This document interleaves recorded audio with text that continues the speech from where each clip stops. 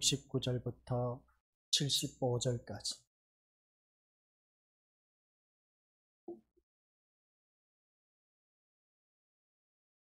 우리 한 목소리로 합독하도록 하겠습니다.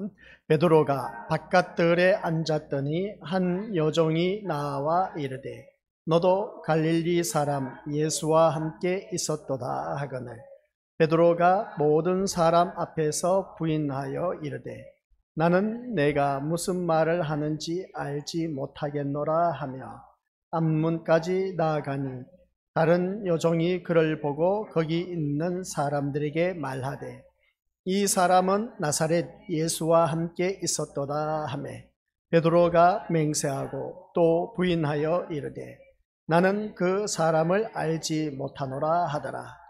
조금 후에 곁에 섰던 사람들이 나와 베드로에게 이르되 너도 진실로 그 도당이라 내 말소리가 너를 표명한다 하거늘 그가 저주하며 맹세하여 이르되 나는 그 사람을 알지 못하노라 하니 곧 닭이 울더라.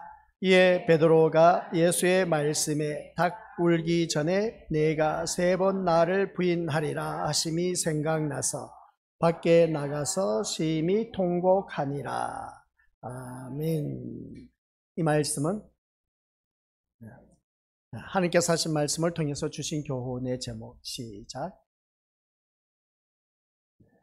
아버지 하나님, 은혜 가운데 오늘 단 구원받은 저희들 주님 앞에 나왔습니다. 베드로처럼 나는 그 사람을 모릅니다, 예수님을 모릅니다 라고 부인하지는 않는지 한번 자기 자신을 다시 한 번 더 돌이켜볼 수 있는 귀한 시간이 되어 오직 우리 주님만 의존할 수 있는 믿음으로 거듭나 아버지 하는 영광된 삶을 사는데 부족함이 없는 아버지 한 자녀 되게 하옵소서. 예수님의 이름으로 기도드립니다. 아멘. 이 말씀을 가지고 수요 저녁 예배 때 우리가 이미 들었습니다. 다 전하지 못해서 오늘 또한 듣게 되는데 이 말씀을 통해서 우리가 믿음과 자신감과 믿음의 차이는 무엇일까? 라고 했을 때 오늘 베드로가 바로 봤을 때에 3번씩이나 나는 예수님을 모른다 그렇게 부인하는 모습을 보게 됩니다. 그러기 전에 네가 나를 부인할 것이다 라고 그렇게 주님께서 3번씩이나 또 베드로에게 말을 했음에도 불구하고 베드로가 예수님을 부인한 그 모습을 보게 됩니다. 호언장담을 했던 것이죠. 결코 나는 주를 부인할 일이 없을 것이다. 그렇게 호언장담했던 베드로의 그 자신감. 그런데 예기치 않게 어떻습니까? 베드로가 예수님을 부인하고 닭 우는 그 소리에 나아가서 통곡하면서 회개한 그 모습을 보게 됩니다. 이런 모습을 보면서 우리가 자신감과 믿음의 차이는 무엇일까? 라고 했을 때 자신감은 우리 것도 누구든지 그렇습니다. 나는 할 수 있다는 것이죠. 나는 할 수 있다는 겁니다. 이게 바로 자신감입니다. 그러면 믿음은 뭐냐? 라고 했을 때 믿음은 그게 아닌 겁니다. 나는 할 수가 없다는 것이죠. 나는 할 수 없지만 오직 예수님만이 그 모든 것을 할 수가 있습니다 라는 그 고백. 그래서 나는 할 수 없지만 예수 그리스도만이 할 수가 있다라는 그게 바로 믿음이다 라는 것을 보게 됩니다. 그래서 믿음과 자신감의 차이점을 말하고 있는 것이죠. 그러면 믿음은 우리가 어느 누구든지 신앙생활을 하면서 인간의 무능함을 깨닫는 것입니다. 나는 할 수 없다는 것이죠. 나는 할 수 없다는 것을 깨닫는 무능함. 이 무능함을 깨달을 때에 우리 믿음의 것들 온전한 믿음의 반열에 이를 수가 있다라는 말씀 내용입니다. 그래서 나의 무능함을 아신 우리 주님께서 이제 부활 승천하시면서 우리에게 주신 귀한 선물을 주셨습니다. 그분이 바로 보혜사 성령 하나님을 우리에게 각 심령 속에 주셨다는 겁니다. 그래서 주시면서 이제 오늘 이 시간에는 함께 하심의 그 의미가 무엇인지 함께 우리가 살펴보자라는 것이었습니다. 그래서 오늘 말씀을 보기 전에 우리가 마태복음 28장 19절 20절 말씀 보면 너희는 가서 모든 민족을 제자로 삼아 아버지와 아들과 성령의 이름으로 세례를 베풀고 내가 너희에게 분부한 모든 것을 가르쳐 지키게 하라. 그 다음 볼지어다. 시작. 내가 세상 끝날까지 너희와 항상 함께 있으리라 하시니라. 아멘. 세상 끝날까지 뭐라고 했습니까? 너희와 항상 함께 있으리라. 항상 함께 있으리라는 말씀을 남기시고 우리 주님께서 승천하신 모습을 보게 됩니다. 우리 말씀을 통해서 주님의 지상명령이고 또한 우리에게 항상 함께 하신다 하고 승천하신 그 모습을 보게 됩니다. 그러면 우리가 하나님이 함께 하신다라고 했을 때 마태복음 1장에서 임마누엘이라 하라 하는 것은 너희와 함께 하심이라고 하는 것을 보게 됩니다. 그 말씀을 바라봤을 때 1장에서 말씀한 것을 마지막 장 28장에 가서 또한 너희와 항상 함께 있으리라 하신 임마누엘 하나님, 이 임마누엘 하나님을 우리가 대부분 신앙생활하면서 깨닫는 것이 뭐냐 하면 하나님께서 나를 지키시고 보호하시고 인도하신다라고 하는 그 모습 보게 됩니다. 그래서 나와 함께 하신 하나님은 항상 나를 좋은 쪽으로 인도하시고 모든 것을 좋게 하신 그 하나님이시다. 맞는 말입니다.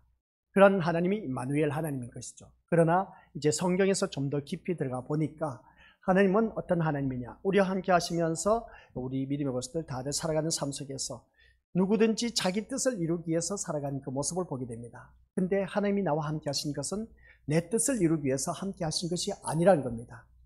그러면 교회 다닐 재미가 없겠네, 그렇게 생각하실 수가 있을지 모릅니다.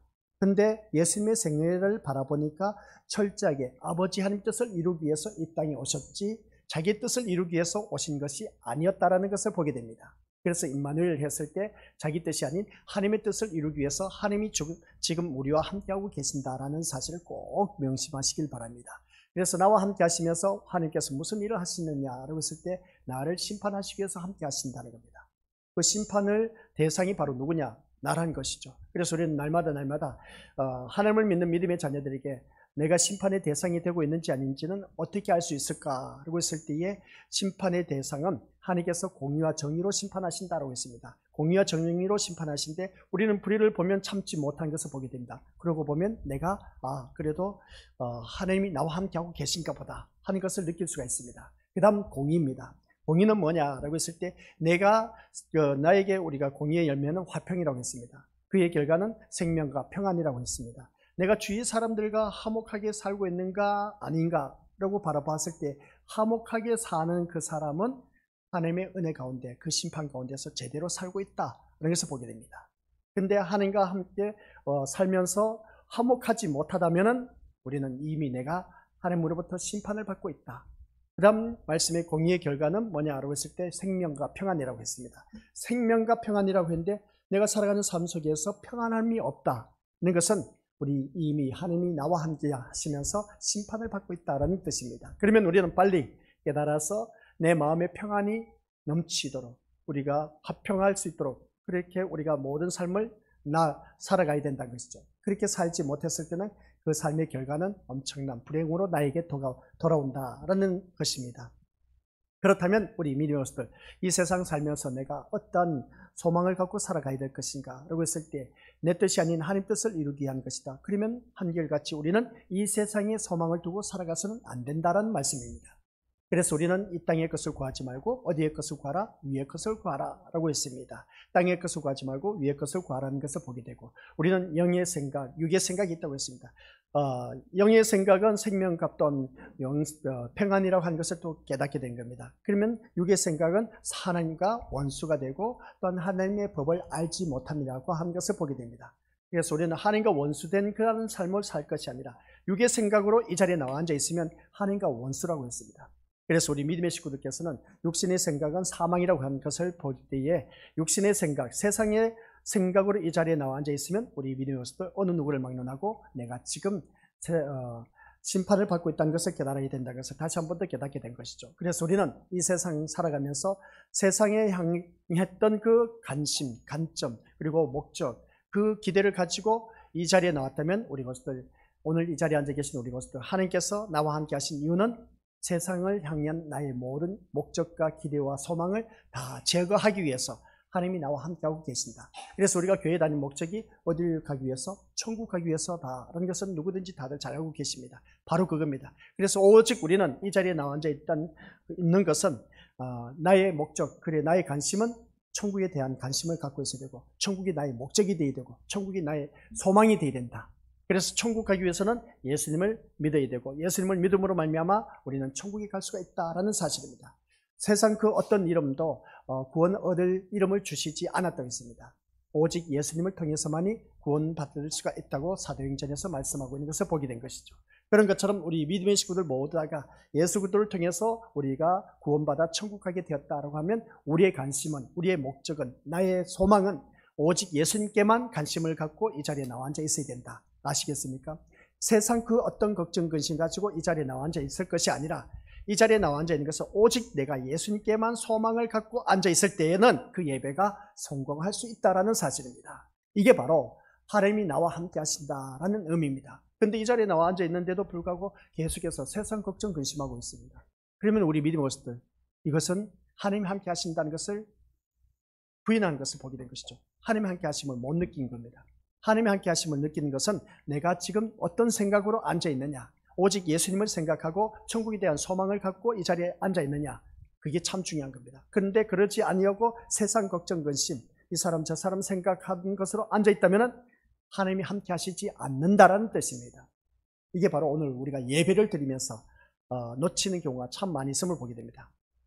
그래서 오늘 말씀을 볼 때 이 마태복음 28장 19절에서 20절 말씀한 것을 볼 때, 가서 모든 민족을 제자를 삼아 아버지와 아들과 성령의 이름으로 세례를 베풀고 내가 너희에게 분부한 모든 것을 가르쳐 지키게 하라. 모든 것을 가르쳐 지키게 하라고 했습니다. 가르쳐 지키게 하면서 언제까지? 세상 끝날 때까지. 세상 끝날 때가 언제입니까? 주님 다시 오신 그날입니다. 그날 때까지 하나님께서 또한 우리와 함께 하신다고 하시면서 성령 하나님을 보내주셨습니다. 그래서 오늘 이 말씀을 통해서 아직도 예수님의 부활을 의심하는 제자가 있는데도 불구하고 이 같은 말씀을 하신 것을 바라보았을 때 예수님은 과연 제자들의 무엇을 믿고 이런 말씀을 하셨을까라는 것을 보게 됩니다. 그래서 예수님의 제자들을 믿은 것이 아니라, 예수님 그렇습니다. 제자들을 믿은 것이 아니라 예수님의 권세를 믿은 것이죠. 그러면 예수님의 권세는 뭐냐라고 했을 때 우리 같이 볼 수 있는 것이 뭐냐? 예수님께서 하늘과 땅의 권세를 가지고 세상 끝날까지 제자들에게 함께 하셔서 그들이 갈 길로 붙들어 인도하실 것이기 때문에 그 같은 말씀을 하신 것을 보게 됩니다. 그래서 끝까지 가르쳐 분부하여 모든 것을 가르쳐 지키게 하라. 볼지어다 세상 끝날까지 내가 너희와 항상 함께 할 것이다 라는 것은, 이 말씀은 바로 우리 하나님께서 우리 갈 길로 붙들어 인도하실 것이기 때문에 제자들에게 이러한 말씀을 하셨다는 것을 보게 됩니다. 그래서 도망치고 부인하는 이 나약한 제자들을 다시 부르셔서 예수님께 주어진 하늘과 땅의 모든 권세로 제자들에게 함께 하시면서 예수님의 증인의 길을 가게 하시겠다는 것이 우리 예수님의 말씀이었음을 보게 됩니다. 그래서 예수님의 증인된 삶을 사는 것, 오늘 이 자리에 앉아 계신 우리 권속들 또한 증인된 삶으로 살아가야 된다라는 말씀 내용입니다. 그러면 우리가 예수님의 증인된 삶을 어떻게 주위 사람들에게 알리느냐는 것이죠. 그래서 이것을 우리가 어디에서 또 다시 찾아볼 수 있느냐라고 했을 때 요한복음 21장 18절 말씀 시작. 내가 진실로 진실로 내게 이르노니 내가 젊어서는 스스로 띠띠고 원하는 곳으로 다녔거니와 늙어서는 내 팔을 벌리리니 남이 내게 띠띠우고 원하지 아니한 곳으로 데려가리라. 이 말씀을 바라보면 우리 믿음으로서 한번 곰곰이 생각해 보시기 바랍니다. 진실로 진실로 너에게 이른다. 내가 젊어서는 스스로 띠띠고 원하는 곳으로 다녔다. 여기서 내가 젊어서는 스스로 띠띠고 라고 했을 때는 혼자서도 옷을 입고 네가 원하는 곳으로 다녔다라는 그런 말씀입니다. 그러면 이제 이 말씀, 젊어서는 내가 하고 싶은 대로 다 했다는 것입니다.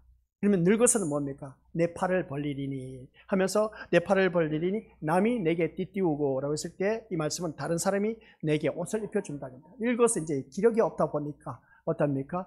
남이 나에게 이 옷을 입혀줘야만이 입을 수가 있는, 그러니까 누군가 나를 돌봐야만이 옷을 입고 살아갈 수 있는 그 모습을 보게 됩니다. 그래서 젊었을 때는 내가 혈기 충천하다 보니까 어떻습니까? 내가 하고 싶은 대로 다 한다는 것입니다. 근데 늙어서 보니까 이제는 팔을 벌려서 누가 나에게 옷을 입혀줘야만이 그것을 옷을 입고 이제 살아가는 그 모습 보게 되는 것이죠. 그러면서 하는 말씀이 뭐냐라고 했을 때 원하지 아니하는 것으로 데려가리라 하는 것을 보게 됩니다.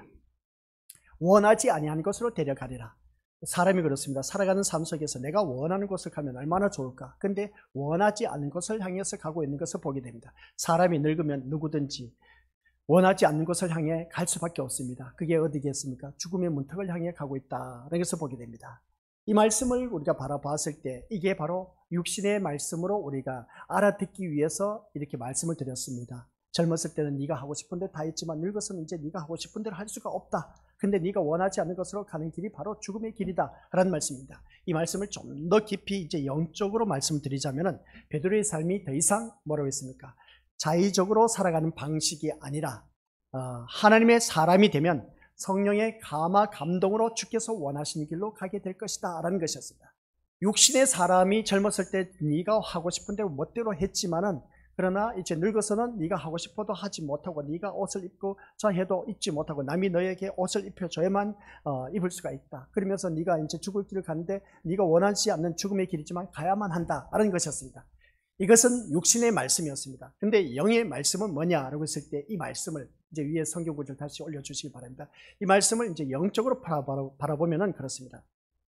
과거에는 내가 내 멋대로 살아왔습니다. 내 멋대로 살아왔는데, 그런데 이제 하나님의 사람이 되어서 내가 이제 성령이 내 심령 속에 내주하고 계십니다. 감화 감동을 받아서 주님께서 원하시는 길로 가게 될 것이다 라는 그 말씀 내용입니다. 이 말씀이. 그러니까 성령 하나님이 임재하심으로 말미암아 우리는 어느 누구든지 성령 하나님이 원하시는 길로 가게 될 것이다 라는 이 말씀. 즉 자신이 원하는 길을 자기의 확신과 자신감으로 살아가는 것이 아니라, 우리 믿음의 것들, 예수님께서 원하시는 길로 성령 하나님께서 이끌려서 살아가게 된다라는 그런 말씀입니다. 오늘 이 자리에 앉아 계신 우리 믿음의 식구들이 바로 그겁니다. 내가 이 자리에 나와 앉아 있습니다. 과거에는 내 생각대로, 내 뜻대로였으면 내가 하고 싶은 대로 했을 겁니다. 이 예배 참석하고 말고 본인이 어떻습니까? 내가 뭐 예배 참석하지 않아도 그래도 뭐 나는 살아갈 수가 있다라는 그런 뭐 젊음이 있다 보니까 자기 멋대로 살아가는 그 모습을 보게 되는데, 그런 그 모습을 보면서 이제 이 자리에 나온 우리 믿음의 식구들 바라보면 성령 하나님이 함께 하심으로 말미암아 내가 세상으로 가고 싶어도 가지 않고 성령 하나님의 이끌리심을 받아서 내가 이 자리에 나왔다는 겁니다. 근데 내가 이 자리에 나온 목적을 바라보니까 세상에 관심을 두고 이 자리에 나와야 앉아 있으니까 이게 문제란 겁니다. 이게 큰 낭패란 것이죠. 그래서 성령 하나님의 이끌림을 받아서 우리 믿음의 것들 이 자리에 나온 것은 정말 잘했는데, 정말 잘했습니다.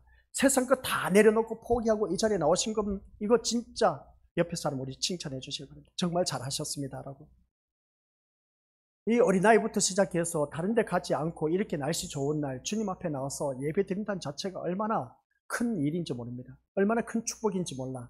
근데 이런 모습을 보면 성령 하나님의 이끌리심을 받는 것은 분명 맞습니다. 성경 말씀을 바라보니까 어느 누구든지 하나님께서 이끌지 아니하면 이 자리에 나올 수가 없다고 했습니다. 근데 하나님께서 이끌어 주셨다는 것은 성령 하나님이 나를 이끌어 주셔서 이 자리에 나와 앉아 있다는 것을 보게 된 것이죠. 그러면 이 자리에 나와 앉아 있다면 나가 이 시간 오직 내가 예수님께, 성령 하나님께 이끌림을 받았으면 오직 하나님만 바라보고 하나님만 의지하고 하나님만이 나의 목적이 되고 기대가 되고 소망이 되어서 이 자리에 나와 앉아 있어야 되는데, 이끌림을 받아서 이 자리에 나와 앉아 있기는 잘하고 있는데 내 생각이 다른 곳에 가 있어.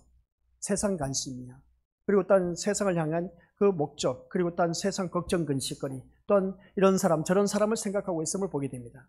이게 문제란 것이죠. 오늘 이 자리에 앉아 계신 우리 것들, 성령 하나님께서 이끌림을 받아서 이 자리에 나오게 되었다면 온전히 끝까지 예배에 성공하시길 바랍니다. 성공하게 되면 하나님께서 우리에게 엄청난 축복을 허락해 주신다 라는 것을 바라보게 된 것이죠. 그 축복이 무엇일까? 라고 했을 때 우리 믿음의 것들 복을 좋아하지 않습니까? 그러면 그 복이 무엇이냐? 영적인 복인 겁니다. 내 영혼이 잘된 같이 범사가 잘되기를 내가 간구하노라 하는 말씀을 바라보면 우리 영혼이 잘되면 복 받을 수밖에 없다.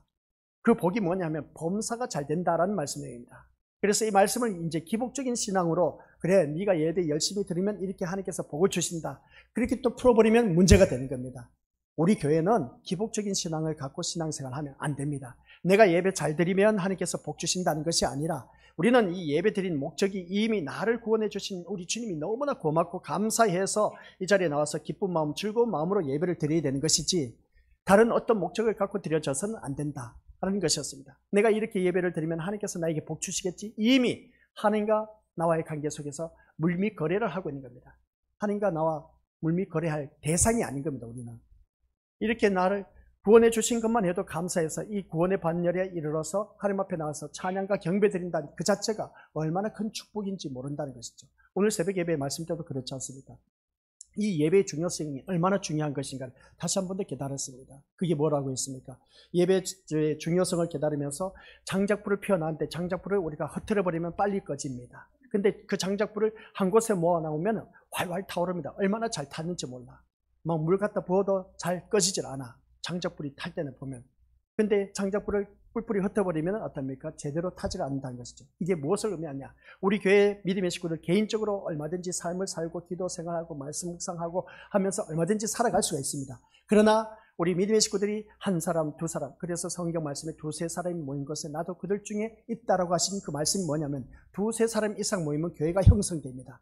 교회에 나와서 우리가 이 예배를 드리는 그 모습을 볼 때에 두세 사람 이상 모였기 때문에 하나님께서 기뻐하신다고 했죠. 이 예배 자리가 성령의 불로 타오르면 악한 마귀 건세가 우리를 이길 수가 없다는 겁니다. 그래서 우리들의 음부의 건세가 이기지 못하도록 내가 이 반석 위에 내 교회를 세우리라고 하신 그 주님의 말씀을 보게 된 것이죠. 그래서 우리가 믿음 생활하면서 내 발걸음을 깊은 수렁에서 그리고 그 깊은 수렁에서 끌어올리시고 그게 내 발을 반석 위에 세우시고 경고한 길로 가게 하셨다는 말씀을 보게 됩니다. 우리가 이런 말씀을 듣다 보면 하나님의 자녀인 우리 믿음의 것들 깊은 웅덩이와 수렁에서 끌어올리셔서 내 발을 반석 위에 세우신다는 것은 말씀 위에 세워진다는 것이죠. 깊은 웅덩이와 수렁에서 끌어올린다는 것은 우리가 살아가는 삶 속에서 이리 얽매이고 저리 얽매이고 하다 보니까 이리 얽히고 저리 섞이고 하다 보니까 살아가는 게 진짜 힘들어. 혼자로서 일어나기가 힘들어. 근데 하나님께서 나를 그런 깊은 수렁에서 끌어올려서 어떻습니까?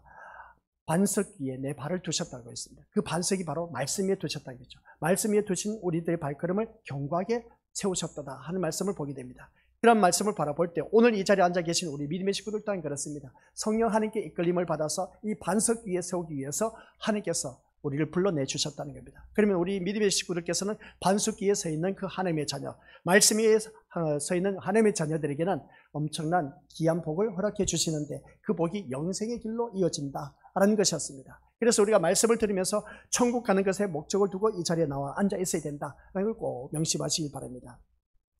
그래서 현재 주님이 우리와 함께 하시면서 우리들의 삶이 되기도 한다는 말씀 내용입니다. 그래서 오늘 우리 건속들 한결같이 살아가는 삶 속에서 주님이 나와 함께 하시면서 살아가고 있다는 것을 잊지 말라는 것이죠. 우리도 제자들과 같이 나약합니다. 얼마든지 부인하고 도망치고 또한 내 살 길을 찾아가는 그런 존재들일 수밖에 없습니다. 우리가 살다 보면 그렇지 않습니까? 예수님을 때로 부인하고 도망치고 아유 난 싫어 하면서 예배를 회피하고 자기 갈 길로 가버리지 않습니까? 그런 모습을 바라봤을 때 예배 드리는 것이 귀찮아 볼 때도 있음을 보게 됩니다. 그게 뭐겠습니까? 도망치고 부인하는 것이나 다를 바 없다는 겁니다. 주님이 함께하고 싶은데 근데 제자들처럼 부인하고 도망친다는 것은 예배에 참석하는 그 모습을 통해서도 우리가 알 수가 있습니다. 예배에 빠지는 그런 분들을 바라보면 도망치고 예수님을 부인한 것과 똑같다는 것이죠. 이 말씀을 들으면서 우리 믿음의 것들 마음에 찔리신 분들 또한 계실 겁니다. 그래서 우리가 성경 말씀 오늘 새벽 예배 때도 드렸지만은 모이기를 힘쓰는 자가 되라고 했습니다. 성전에 모이기를 힘쓰라고 했습니다. 마음을 같이하여서 성전에 모이기를 힘쓰라고 분명히 성경 말씀에서 사도행전에서도 말씀했고 히브리서에서는 어떻습니까? 모이기를 피하는 어떤 자들의 습관과 같이 하지 말라고 했습니다. 그래서 우리는 모이기를 힘써야 된다라고 했습니다. 그러면 우리는 이 예배 자리에 모여서 힘쓰고 모였을 때에 하나님께서 귀한 은혜를 나눠주신다. 그래서 역사하시는데 그 드러나는 공통점의 역사는 뭐냐? 모였을 때 하나님께서 역사하신다는 것을 보게 된 것이죠. 그래서 예배 시간 모여서 이 예배를 드림으로 말미암아 하나님께서 나에게 주신 메시지가 무엇인지 깨닫고 그것을 깨닫는 심령이라면 오직 하나님 말씀대로 이끌림을 받아서 살아가는 그 삶, 그 삶이 되었을 때 우리 믿음으로서 기뻐하시는 그런 모습으로 우리가 내 주 예수 모신 것이 그 어디나 하늘나라가 될 수가 있다는 겁니다. 근데 우리가 살아가면서 예수님을 부인하고 도망치고 또한 저주하면서 나 몰라라 하는 경우가 많이 있다는 것을 보게 됩니다. 그러나 오늘 이 자리에 나온 우리 것들은 다들 잘 아셨습니다. 도망치고 부인하지 않고 이 자리에 나왔다는 자체만으로도 엄청난 믿음의 자리에 믿음의 자리에 있다는 것을 알 수가 있음을 보게 된 것이죠. 그래서 믿음의 현실과는 상관이 없이 살아가는 경우가 너무나 많이 있는 것을 보게 됩니다. 교회는 나오지만은 믿음 없이 살아가는 그런 삶이 우리들의 삶 속에서도 너무나 많다는 겁니다. 그래서 주님께서 뭐라고 했습니까? 제자들에게 성령으로 함께 하셨을 때 제자들은 주께 순종하는 그 길로 가게 하는 것을 보게 됩니다. 이게 참 중요한 겁니다. 제자들에게 무엇을? 성령으로 함께 하셨다는 겁니다. 성령으로 우리 오늘 이 자리에 앉아 계신 우리 믿음의 식구들에게도 주셨다는 겁니다. 그러면 성령 하나님이 내 심령 속에 내주하고 계심으로 말미암아 내가 다른 길로 가지 않고 이 자리에 나오게 된 것은 내 심령 속에 누가 계시기 때문에 성령 하나님이 계시기 때문에 그렇습니다. 그래서 성령 하나님과 함께 하심으로 인해서 내가 도망치고 부인하지 않고 저주하지 않고 이 자리에 나오게 됐다는 겁니다. 근데 있지 않습니까? 제자들이 도망치고 부인하고 저주하고 한 그 모습을 보면 언제 도망간지 아십니까? 언제 부인하는지 아십니까? 성령 하나님이 임재하지 않았을 때 그들은, 제자들은 다 도망치고 부인하고 저주하면서 떠나가 버렸습니다. 근데 예수님께서 죽으시고 또한 죽으시고 난 후에 사흘 만에 다시 살아나시고 제자들과 함께 하시면서 부활 승천하시면서 사도행전에 가서 성령이 임하심으로 말미암아 그들이 어떻습니까? 이제는 예수님과 함께하는 삶, 동행하는 삶, 성령 하나님이 함께 하심으로 말미암아 그들은 어떻게 했느냐? 죽기까지 순종하셨습니다. 도망가지 않았습니다.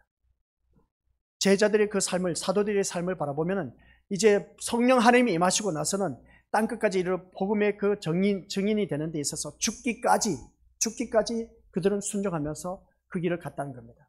그 이유는 뭐냐라고 했을 때 성령 하나님이 함께 하심이었습니다. 오늘 말씀 핵심이 바로 그겁니다. 우리 믿음의 것을 기억하시길 바랍니다. 하나님이 함께 하심의 의미를 제대로 알지 않는 겁니다. 성령 하나님이 함께 하시면 우리는 부인하고 도망하고 저주하고 다른 길로 가지 않는다라는 말씀의 내용입니다. 근데 우리는 이 자리에 나와 앉아있는 모습을 바라봤을 때 자꾸만 다른 길로 가려고 도망치려고 하고 하는, 예수님을 부인하고 저주하고 다른 데로 가려고만 하는 그런 우리들의 모습을 보게 됩니다. 근데 진짜 성령 하나님이 임하신 분들은 모든 예배에 참석하기도 하고 또한 어렵니까? 이 예배에 참석함으로 말미암아 거기에서 죽기까지 제자들이 순종하는 것처럼 이 예배를 우리가 목숨처럼 여기면서 참석할 수 있는 그런 자가 또한 되어야 된다는 것입니다. 내가 기분 내킬 때 예배 드리고 기분 내키지 않을 때는 세상 사람들과 어우러져서 그냥 놀러 다니고, 아니요, 그게 아닌 겁니다. 진짜 성령 하나님이 임재하고 계신 분들은 그럴 수가 없다는 겁니다. 한번 우리 것도 자기 자신을 곰곰이 점검해 보시기 바랍니다. 내가 진짜 성령 하나님이 임하시고 계신 성령의 사람, 하나님의 사람인지 아닌지. 성령의 사람은 하나님이 기뻐하시는 자리에 머무를 수밖에 없습니다. 그걸 우리가 아셔야 되는 것이죠. 근데 내가 그렇지 못한 그 모습을 바라볼 때 우리 주님께서 늘 말씀하셨지 않습니까? 예배 시간 때 늘 우리 믿음의 식구들에게 강조하고 있습니다. 무슨 말씀입니까? 어느 누구든지 나를 따라오려거든 그 다음 나와야 되죠. 뭐라고요? 자기를 부인하라고 했습니다. 자기를 부인하라는 것은 뭐겠습니까? 내 고집, 내 주장, 내 생각이 앞서서는 안 돼. 그 사람은 성령 하나님이 함께 하지 않는 사람입니다. 성령 하나님이 함께 하신 분들은 자기를 부인할 줄 아는 겁니다. 그래서 자기를 부인하고 날마다 제 십자가, 나에게 주어진 십자가를 지고 내가 세상으로 향해서 가고 싶지만 그 모든 것을 포기하고 이 자리에 나온다는 것은 나에게 주어진 십자가야. 그것을 지고 나를 따를 것이라고 했습니다. 그러한 자만이 우리가 천국에 갈 수 있다는 겁니다. 하나님이 함께 하심의 의미가 바로 그겁니다.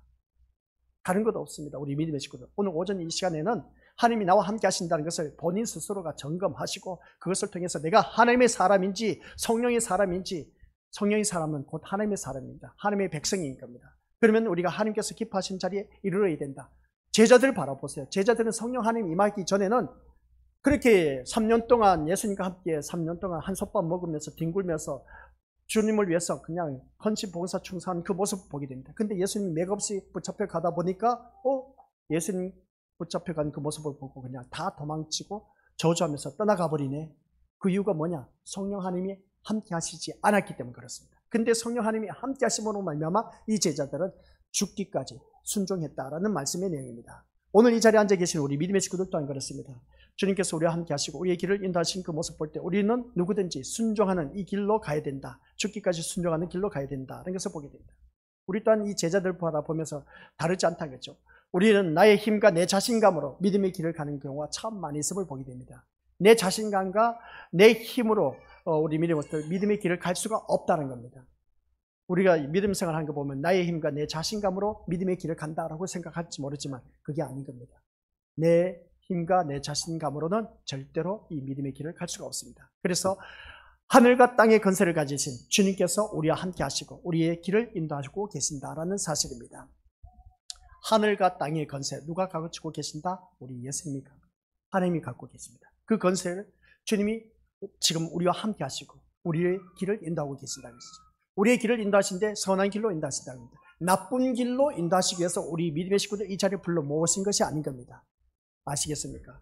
이단들은 우리 것들 기억하실 바랍니다. 나쁜 길로 가기 위해서 모아서 다 지옥의 구렁텅이를 떨어뜨리기 위해서 이단들이 모이고 있음을 보게 됩니다. 안타까운 현실입니다. 우리 믿음의 것들 절대로 우리가 이단에 속아 넘어가지 마시고 이단에 넘어가지 마시길 바랍니다. 그래서 우리가 살아가는 모든 삶 속에서 나 자신을 들여다보면서 하늘과 땅의 권세를 가지신 우리 주님을 바라봐야 되는데, 하늘과 땅의 권세를 예수님의 자리에 사람을 앞세워 놓고 그걸 섬기고 있다는 겁니다. 이단들이. 그러다 보니까 얼마나 어리석은 짓인지 모릅니다. 참 유명하고 똑똑하고 잘난 사람들이 많이 있습니다. 이단에 넘어간 사람들 바라보면. 연예인들도 많이 있습니다. 그런 그 모습을 바라보면 어찌 저럴 수가 있을까? 아니, 우리가 생각하는 상식적으로도 저 사람이야 예수가 될 수가 없는데 어찌 저 사람이 예수라고 하면서 그 자칭 그런 예수를 믿고 따르고 있는지 우리 미래에서도 몰라서 그렇죠. 우리 이단들이 우리나라 참 많이 있습니다. 자칭 예수라 하면서 많은 사람들 미혹해서 어떻습니까? 마치 막 신받들 예수처럼 받들게 한 그 모습을 바라보면 가관이 아닌 겁니다. 그런 모습을 보면 어찌 사람들이 저럴 수 있을까 싶을 정도로 한신스럽게 그지없지만은 근데 미혹의 영에 빠지면 어쩔 수 없습니다. 그러나 오늘 이 자리에 앉아 계신 우리 고수들 기억하시길 바랍니다. 하나님께서 하늘과 땅의 권세를 가지신 분은 오직 누구밖에 없다? 예수 그리스도밖에 없습니다. 그 예수 그리스도만이 우리와 함께 하시고 우리를 선한 길로 생명의 길로 인도하신다는 것이죠. 그래서 우리 앞에 우리를 살게 하시고 우리 앞에 펼쳐진 모든 길을 가게 하시면서 부활의 주 대신 예수님의 증인으로 살게 하신다는 겁니다. 예수님의 증인된 삶을 살게 한 것을 볼 때 이것이 바로 우리의 믿음의 현실이라는 것이죠. 그래서 예수님께서 제자들을 증인으로 세우신 것처럼 우리 역시 증인으로 세움을 받았다는 겁니다. 증인은 주위 사람들에게 내가 어떻습니까? 참과 거짓을 말하는 데 있어서 그것을 옳고 그름을 알려주기 위해서 나를 세운 것을 바라보게 됩니다. 법정에 보면 증인이 항상 있지 않습니까?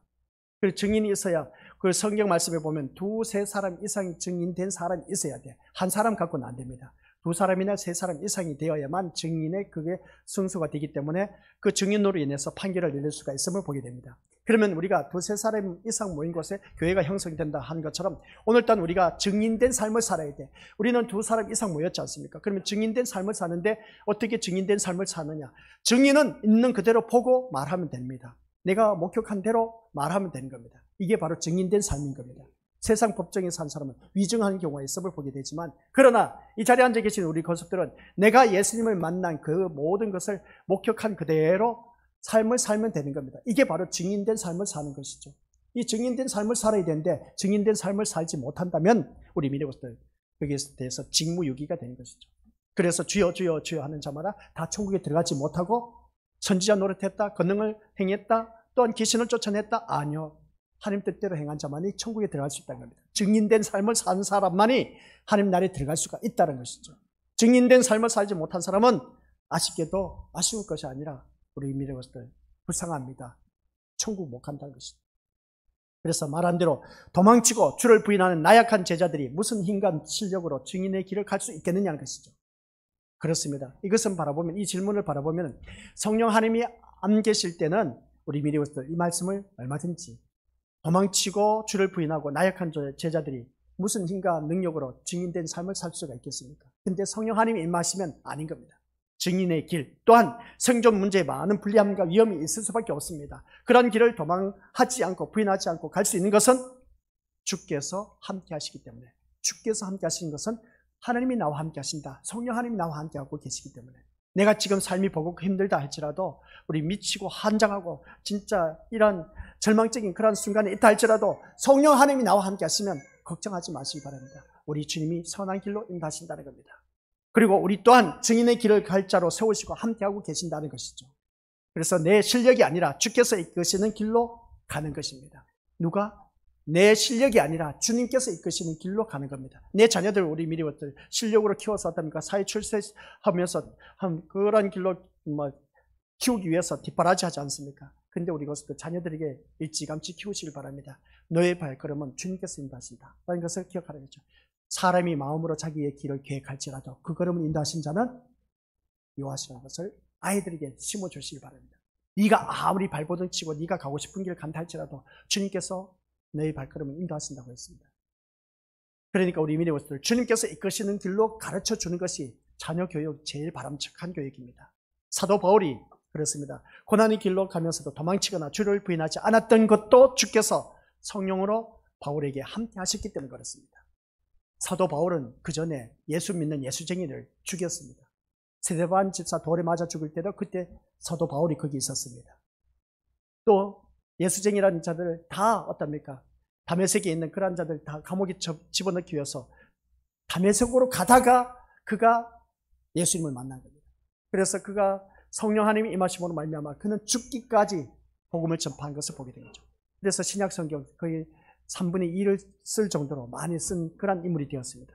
또 스데반 집사 누구였습니까? 돌에 맞아 죽어간 순교자였습니다. 스데반 집사 역시 죽음을 두려워하지 않고 예수님을 증거하고 돌에 맞아 죽는 것 역시 죽음이 두려워서 도망치는 나약한 존재로 세움받지 않았다는 겁니다. 그런데도 신자된 우리의 삶 속에서 두려움은 떠나지 않고 있다는 것을 볼 때 왜 그럴까? 생존 문제로 인해서 주로부터 도망치고 부인하는 일이 없다고 할 수 없다는 것이죠. 이런 우리에게 무엇보다도 먼저 필요한 것은 베드로와 같은 통곡이 필요하다 하는 것을 보게 됩니다. 75절 말씀이죠. 오늘 말씀을 바라보니까 시작. 이에 베드로가 예수의 말씀에 닭 굴기 전에 내가 3번 나를 부인하리라 하심이 생각나서 밖에 나가서 심히 통곡하니라고 합니다. 만약 닭구름 소리가 없었다면 베드로의 삶은 어떻게 됐을까? 베드로는 예수님 하신 말씀을 기억하지 못했을 겁니다. 근데 베드로야, 네가 닭 구우기 전에 너가 나를 3번 부인할 것이다. 닭 구우는 그 순간에 3번 부인했을 때 어떻습니까? 베드로가 예수님 하신 말씀을 기억나는 겁니다. 무슨 말씀이겠습니까? 우리에게도 경고의 메시지가 있습니다. 경고의 메시지가 있을 때 그때서야 아하, 그때 맞아 주의 종을 통해서 말씀을 들었지. 그 말씀 따라 내가 순종했으면 내가 이 지경 되지는 요 지경 되지는 않았을 텐데, 이런 처지가 되지는 않았을 텐데 라고 후회할 때가 있는 것을 보게 됩니다. 그런 후회한 삶을 또한 살았고 경험을 또 했습니다. 그래서 이 말씀을 통해서 한번 생각해 보시기 바랍니다.